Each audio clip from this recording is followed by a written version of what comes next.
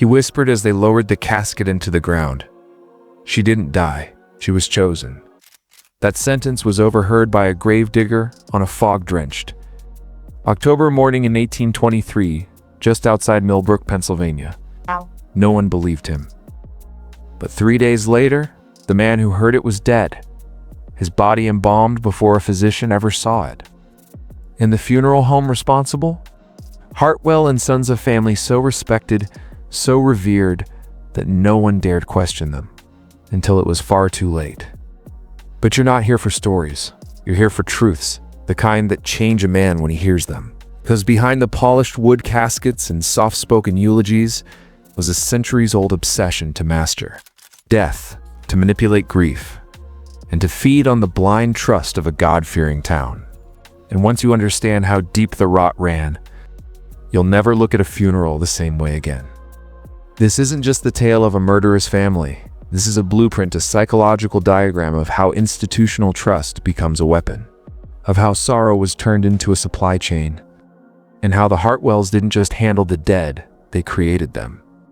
It began with Ezekiel Hartwell, stoic, stone-jawed patriarch who spoke little but always listened. He arrived with gold, too much gold for a modest Virginian tradesman, and within months had built the town's first formal funeral home.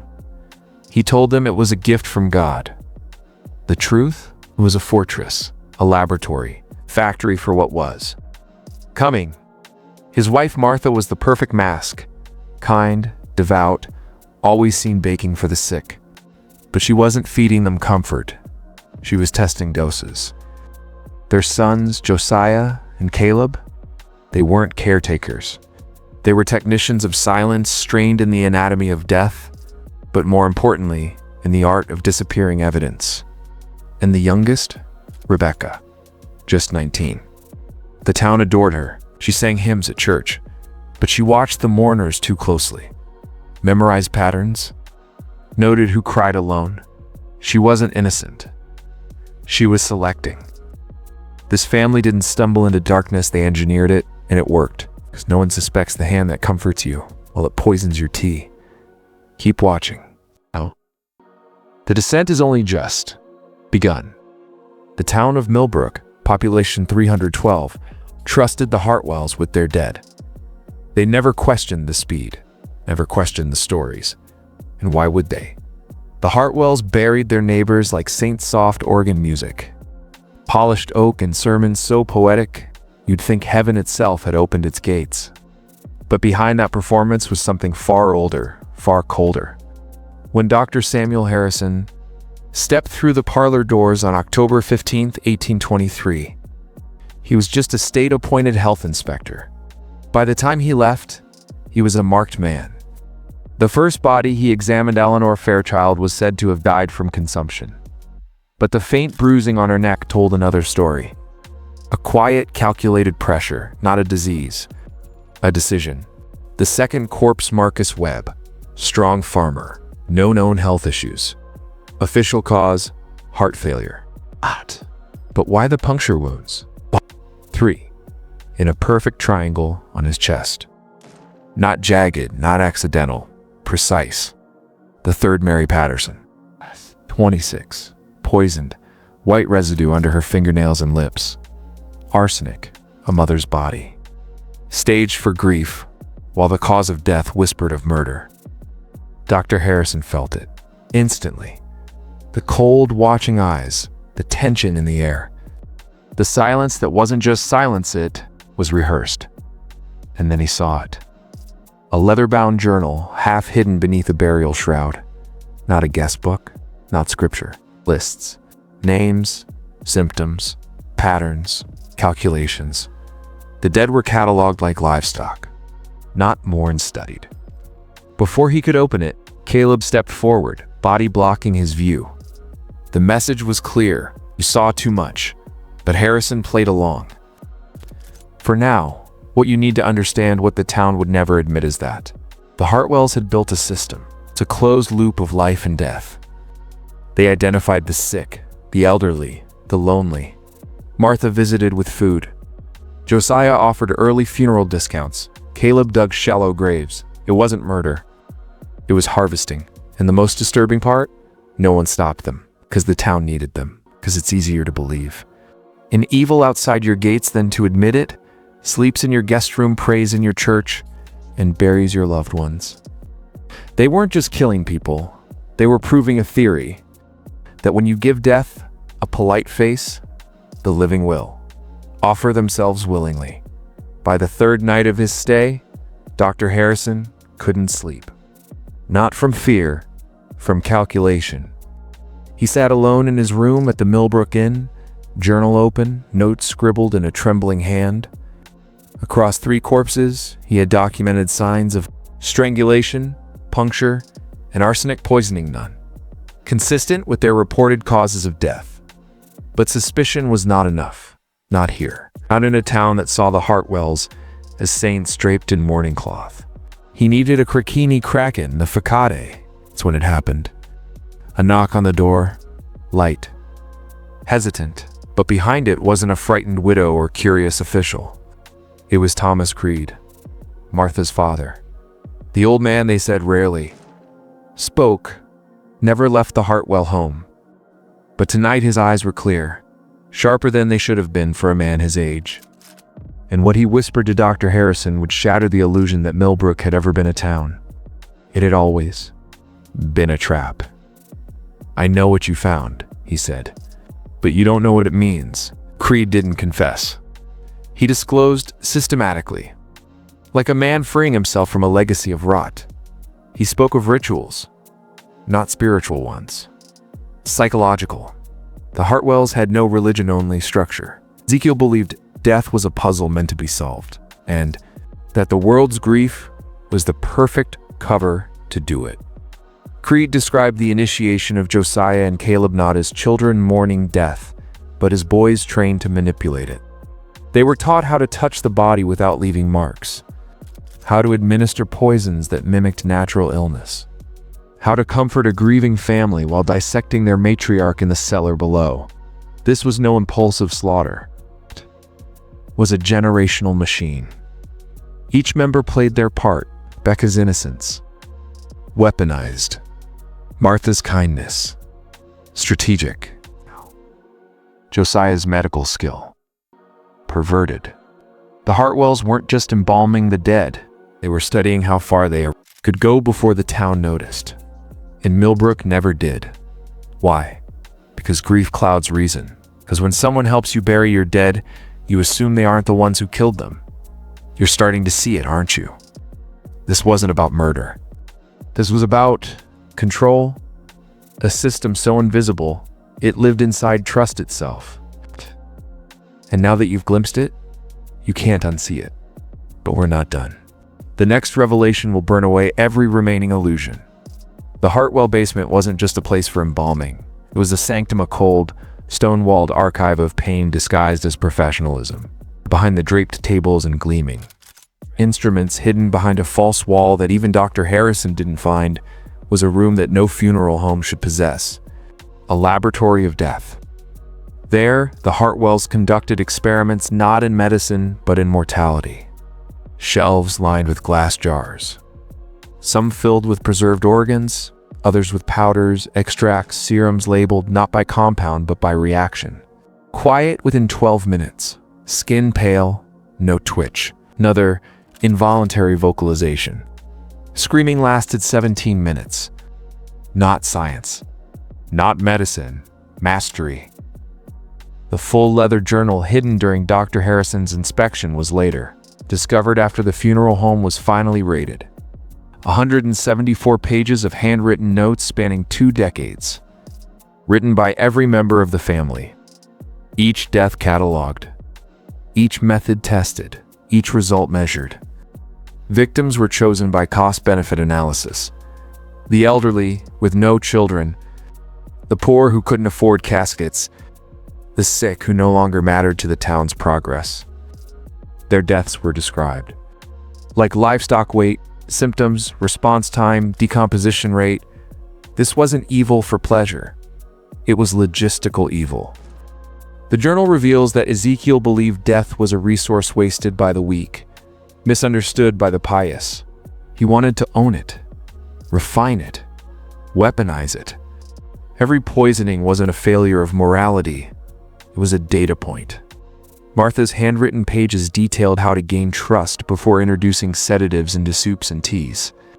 She wasn't just the town's motherly figure, she was its executioner in disguise. Rebecca's entries. Bone-chilling. She noted who would be least missed, who cried alone at funerals, who never received mail. A teenage girl trained not to feel, but to filter the population. And Josiah, he became obsessed with thresholds. How long a person could survive without air, the exact temperature at which organs began to degrade post-mortem. His dream wasn't to bury the dead. His dream was to slow death down, study it, talk to it. His madness was surgical. His family didn't hide in shadows. They were the town's shadow, the perfect inversion of trust, of care, of community. And what the town failed to see is what you now must confront. Power doesn't come from control. It comes from consent. Millbrook consented to its own slow slaughter. And unless you learn to see the patterns in your own life, you will too. There's something you need to understand. The Hartwells weren't deranged lunatics driven by bloodlust. No, they were far more dangerous than that. They were cold strategists, and they had a purpose that went beyond the thrill of killing. They were building a philosophy. Inside the full journal, one phrase appears again and again, underlined, circled, repeated like a mantra.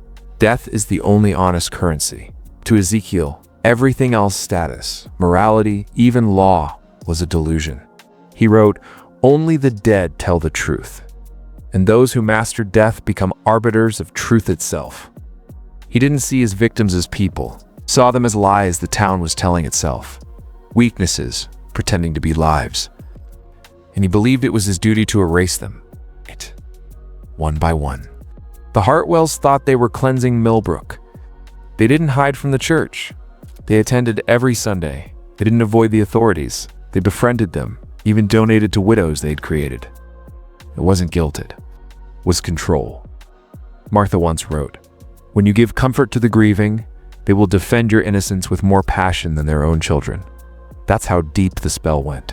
They weren't just killers. They were psychological architects, designing a world where suspicion never stuck, where even the unthinkable became forgettable. Dr. Harrison knew this. That's why he hesitated, because if he exposed them too early, too loudly, he wouldn't just be dismissed, he'd be destroyed. That's what institutions do to those who speak forbidden truths. And you live in a world not so different. You're surrounded by Hartwells in suits, in offices, behind pulpits, on screens. They smile, they help. But every time you hand them your pain, your privacy, your grief, they study you. The only difference is the tools. Poison isn't always in your tea. Sometimes it's in the headlines, the contracts, the injections, the belief systems they've engineered for you. And until you see it, truly see, it'll never know where your consent ends and their control begins. If you've made it this far, I want you to comment, "I see the pattern." I see the pattern. Twice. Exactly that. No more, no less. Because that phrase isn't just a comment. It's your initiation. Now take a breath, we're going deeper. The town didn't protect the Hartwells by accident. It protected them by design. Dr. Harrison's report was never submitted in full. The night before he left Millbrook, two local officials men he'd briefly met at the town hall politely requested a private meeting. They weren't threatening, just concerned. Gentle, firm, rehearsed. They asked if he'd considered how panic might affect the town's stability, how baseless accusations could unravel everything good the Hartwells had built. They asked if maybe the bruises, the poison, the punctures could be misinterpreted, they asked. And then they offered a generous payment, a promise of advancement, a quiet promotion to a bigger district one without the mess. That was the first time Dr. Harrison realized the Hartwells didn't infiltrate Millbrook. They built it. They didn't operate in the shadows of power. They were intertwined with it. Their influence ran through the church pews, the courtroom benches, the handshakes at town meetings. Millbrook wasn't corrupted. Millbrook was engineered. Nodwells provided a service most communities never admit they need: controlled decay. Think about it. Who handles the inconvenient, the unwell, the unproductive? Who decides when it's time to stop asking questions and just bury the problem? Ezekiel understood this. In his journal, he wrote, "When the state fails to regulate weakness, the righteous must become the state." So they did. They made themselves indispensable. While the community prayed, they documented. While the town wept, they harvested. And when a victim died under suspicious circumstances, they ensured the only witness was them. This is why nothing was done, because the Hartwells were not acting alone. They had allies in uniforms, in robes, in ledgers. This is where the lesson turns inward. Ask yourself, how many Hartwells are in your life right now? How many figures do you trust simply because you've been conditioned to? They dress the part, they'll say the right things, but underneath they keep ledgers of silence, of obedience, of acceptable casualties. The Hartwells weren't a glitch, they were a prototype. And unless you begin to recognize these prototypes in your own institutions, in your own habits, you'll never see the casket you're already standing in. In early spring of 1823, the silence cracked. A young boy, Samuel Griggs, snuck into the funeral home after dark, chasing a stray dog. What he found wasn't just disturbing, it was impossible to explain. A half-open door in the back of the embalming chamber revealed a chamber behind the chamber damp. It's flickering with oil lamps and filled with crude metal cages. Inside them, bones, stained clothes, personal items never returned to families. But worse were the masks. Dozens of faces molded in wax and plaster, lifelike, preserved with expressions frozen in agony, as if each one had been cast in the exact moment their breath gave out. Samuel ran, told his mother. She told the pastor, and that's where it should have ended. Except the pastor was on the Hartwell's ledger too. But Samuel didn't stop. The next Sunday, he stood up in front of the congregation, 12 years old, voice shaking, and said exactly what he saw. That's when it began. The whispers. The sudden absences. By summer, 12 people had vanished. Not died. Vanished. No funerals. No goodbyes. And yet, the Hartwell's ledger kept growing, names scratched out in red ink, dates added in perfect rows. The people began to sense something was off, but no one would speak first, because when the monsters wear your last name, when they live on your street, when their children marry yours, you don't scream.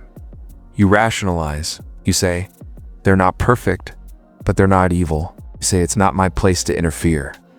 You say, they helped me once. They can't be what he says they are. You wait, and you hope you're wrong. But by fall, the entire town smelled of rot, not just from the funeral home, but from the lies that coated every wall. Millbrook became a ghost town before a single body was exhumed. And still, the Hartwells stayed, hosting dinners, giving sermons, burying the victims they'd chosen. They didn't hide their sins, because they never had to. So their greatest power wasn't secrecy. It was the town's refusal to see. And now we ask, how many Samuel Griggs are ignored every day in your world? How many warnings go unheeded, not because they aren't real, but because it's easier to protect the story than confront the truth? It was the fire that finally broke the spell. October 3rd, 1823. A storm rolled in from the north. Lightning struck the steeple of the local church. The flames spread first to the chapel, then to the adjoining cemetery, then to the back of the Hartwell property.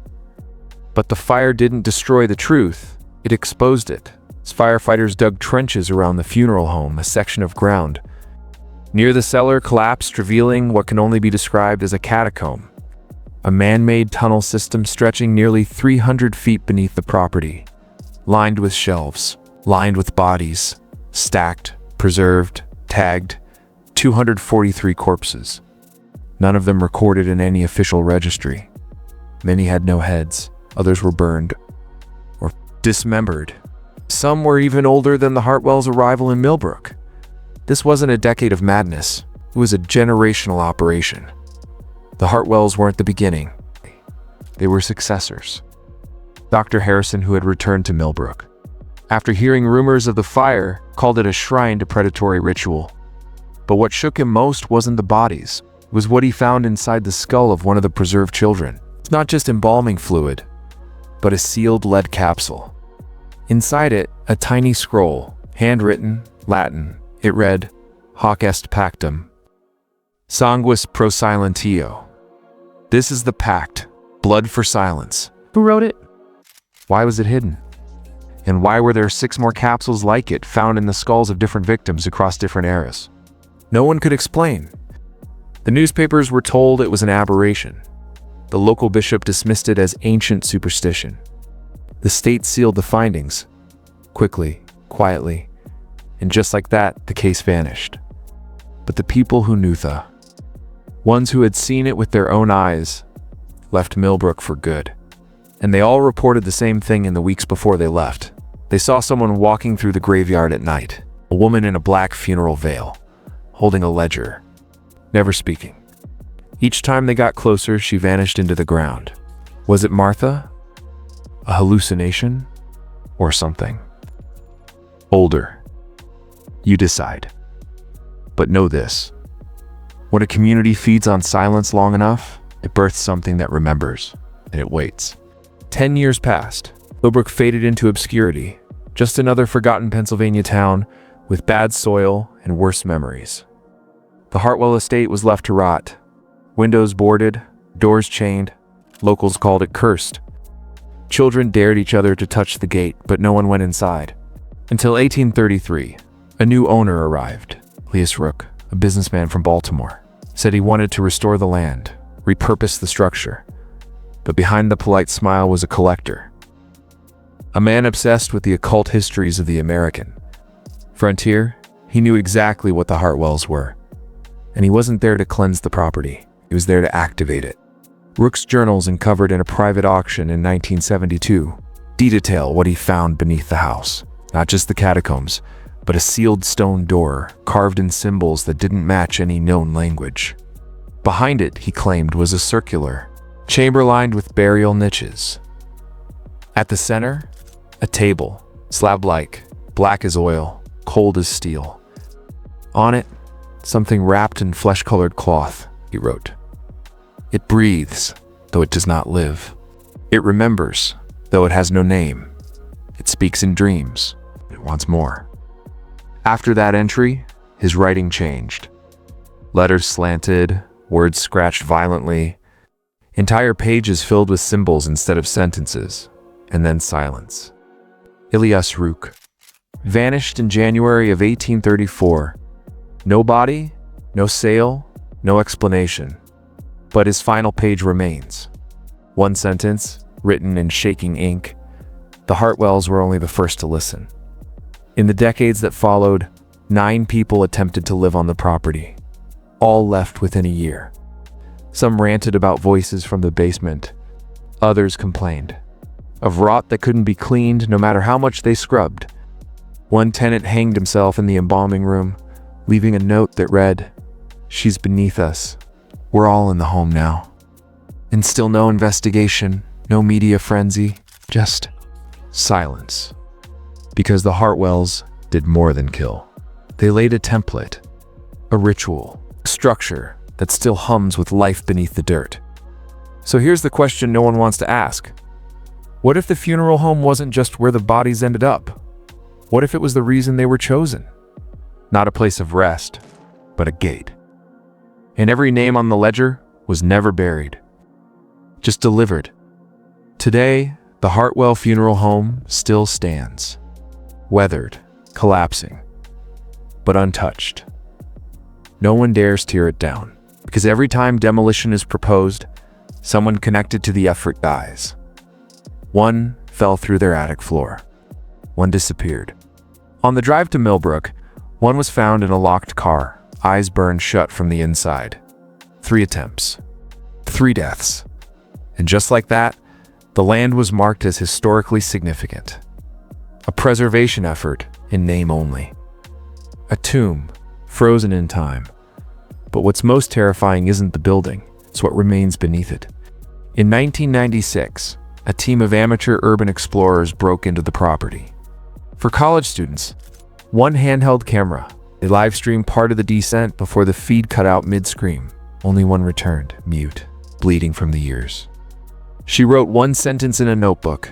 She showed us the book and said our names were already written. Authorities searched the area, found nothing. No bones, no bodies. But in the center of the embalming chamber, carved into the concrete, 7 new names. None of them matched the students. The Hartwell ledger, once lost to time, has allegedly resurfaced in the hands of private collectors. Some say it's bound in tanned human skin. Others say it contains dates that haven't happened yet. Predictions, with names, with deaths. Still, no official investigation, no press release. Because the story of the Hartwells is a mirror held up to every forgotten town. Every buried truth, every institution that knows but stays silent. They were never just killers. They were caretakers of a system, one that feeds on omission. One that grows when no one speaks. So next time you pass a funeral home, ask yourself, why is the basement always sealed? Why do so many records disappear during routine renovations? Why do families report one casket, but to death certificates? You won't find the answers on the surface, because this story isn't just about 1823, it's about now. The Hartwells may be gone, but the structure they served, it's still hiring. And somewhere, a ledger is being opened. Is your name in it?